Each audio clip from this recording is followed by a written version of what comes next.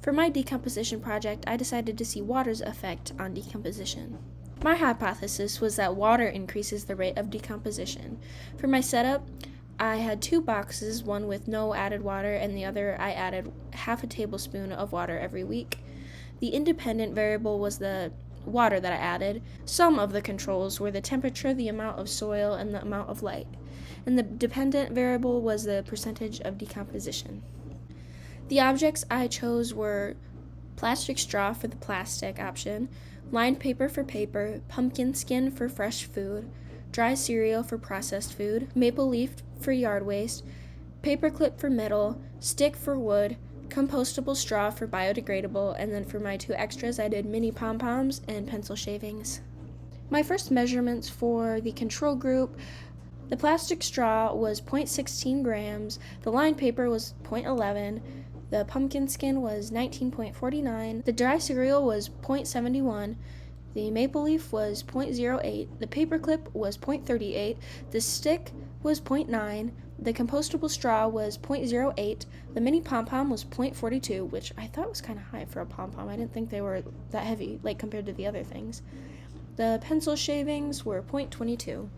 My first results for the experimental group: the plastic straw was 0.16 grams, the lined paper was 0.07, the pumpkin skin was 20.78, the dry cereal was 0.65, the maple leaf was 0.03, the paper clip was 0.42, the stick was 0.91, and the compostable straw was 0.06, and the mini pom-pom was 0.14, which also made the other one seem kind of high because it was 0.42. The pencil shavings were 0.24.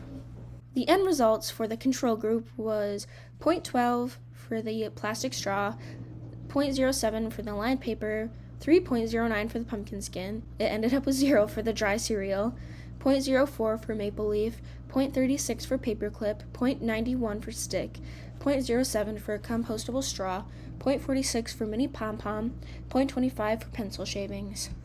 And the end results for experimental group was 0.1 for the plastic straw, 0.1 for lined paper, 3.53 for pumpkin skin, 0 for dry cereal, 0.05 for maple leaf, 0.46 for paperclip, 1 gram for stick, 0.09 for compostable straw, 0.19 for mini pom-pom, and 0.28 for pencil shavings. The largest change was 100%, and it was the dry cereal, which kind of surprised me because it was the processed food. I assumed that the more natural objects that I tested, like the pumpkin skin and the stick, would decompose the most, or the paper. And the smallest change was actually, it gained weight, and it was negative 13.64, and that was the pencil shavings. You can see in the graph that the bars below the line are the ones that gained weight, and the ones above are the ones that lost weight. The results for the experimental group really surprised me. There were a lot that actually gained weight, which I was not expecting at all. The largest change was also 100%, and it was the dried cereal as well. The smallest was actually 66.67% negative, which I thought was crazy, and it was the maple leaf. I have a feeling that had something to do with the error in measuring, because that seems like a big change for a maple leaf.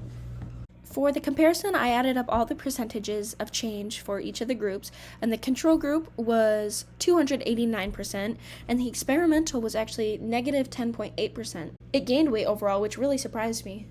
In conclusion, my hypothesis was incorrect. At the beginning of this experiment, I believed that the experimental group would have the most mass, but after completing the experimental group had gained 10.8% of the group's original mass. This may be due to an error on my part from incorrect measurements, or this group truly did gain mass. One reason for the gain in mass could be from the objects absorbing the water content and adding to their overall weight. That is the end of this presentation. Thank you for listening. If you have any questions or comments, you can leave them below in the comment section. I can't promise that I'll have answers to your questions, but maybe someone else will see your comment and know the answer.